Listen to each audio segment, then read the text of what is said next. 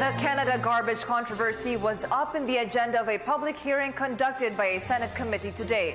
Tons of garbage loaded in over 100 container vans that were brought into 2 years ago remain undisposed. As we hear from Sweden, Velado. Eco Waste Coalition once again called the Senate to press for ban on foreign waste dumping. Their rallying cry has to do with the unresolved Canada garbage scandal involving tons of waste inside more than 100 container vans illegally shipped to the Philippines.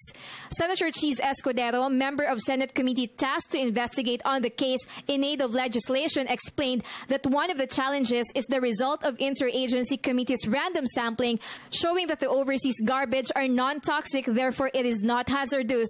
Ito tila ang baliktad yung ebidensya at lumalabas na hindi raw toxic, pero hindi din naman conclusive at nais namin mas conclusive yung findings nila kaugnay sa pinasok na 103 containers ng basura.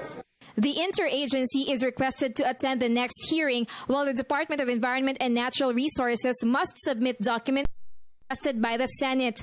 Escudero, in behalf of other senators dealing with the garbage scandal, expressed their position on the matter.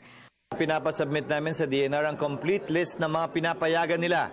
Yung binibigyan nila ng permit na mag-import ng quote-unquote recyclable material. Posisyon namin, dapat ibalik ang basura sa pinanggalingan ng basura. Hindi tapunan ng basura ang Pilipinas.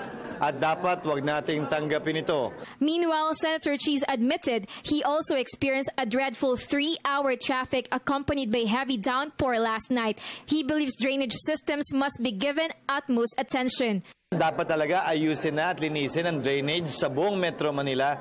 Hindi sa paggawa sila at palakin. Linisin na muna, baka kaya na. For the People's Television, this is Sweden, Velado.